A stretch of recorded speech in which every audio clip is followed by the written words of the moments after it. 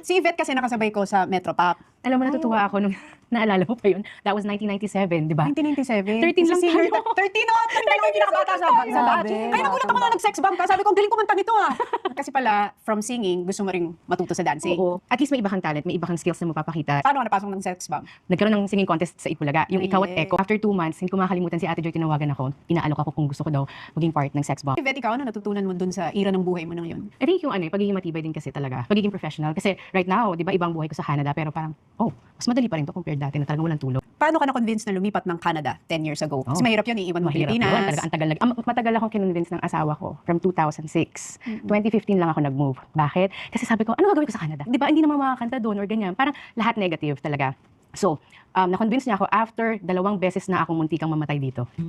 Ay, Yung sagasaan, Nabangga. tapos yung na ectopic pregnancy. So sabi niya, ay, kailangan pumunta ka na dito, sabi ng asawa ko. Tapos yun, nung nakuha na namin yung visa, talaga, wala pang 1 month, alis na agad. Tapos yun, ang hirap ng buhay sa Canada. Oo. Ang hirap. No. Tissue. Yung pero kasi, talagang kung hindi din ako naging matibay dito, hindi ko kakayanin doon. Iba yung ibang bansa, di ba? Iba. Like, ang dami kong naranasan kasi discrimination, yung pagiging racist, ng ibang tao, di ba? Kasi una kong work doon is, nagkahera ako, naglinis ng banyo. Tapos, siyempre, di ba, walang nakakaalam eh. Kasi, siyempre, di ba, pang tuloy mo na lang buhay mo, ang nakakaintindi lang sa akin yung husband ko. Tapos sabi ko, ay, ito lang ang sahod, 10 oras akong nakatayo.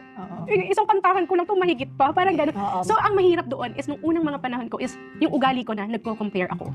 Which is hindi tama.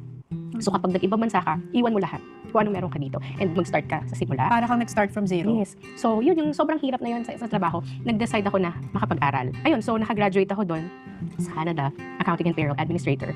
So, yun, medyo simula nun, naging okay na yung mga work, pero hindi talaga may iwasan yung may mga manlalait talaga sa'yo or ibang dadaw sa'yo. Minsan kapwa mo kalahi or ibang lahi din. Pero yun nga, kailangan mo lang talagang maging matatag sa buhay. Kasi doon ka magiging matibay and pag nag-look back ka kung anong meron dati, ngayon mo sabi mo, I'm blessed.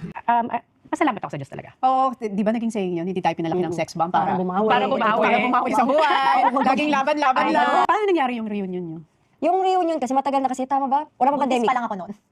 Pinag-uusapan na yung pumunta si na Rochelle at Mia, alam ko nun sa condo. Sabi, gawa tayo ng reunion, ganito. Moo lang ako, pero hindi ko masabing buntis ako. Tapos nung sinabi ko, sige, kayo na lang, buntis ako eh. Ay, hindi na tuloy kasi buti siya. Bakit buntis ka, ganito, ganyan. So nung nanganak na ako, si Rock naman nun ang buntis. Oh, yeah, kami, magkakasunod na kami. Ako, si Ro, May kami na. nabubuntis.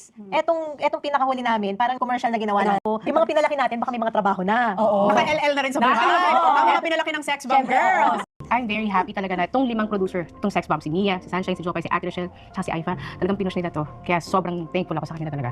Kaya yun. Tsaka di ba sabi nila since nasa 40s na tayo, life begins at 40. Oo Yes, nga. totoo It's a new yan. beginning, no, for us. Parang it's a new chapter. Oo. Na parang once a sex bomb, always a sex bomb.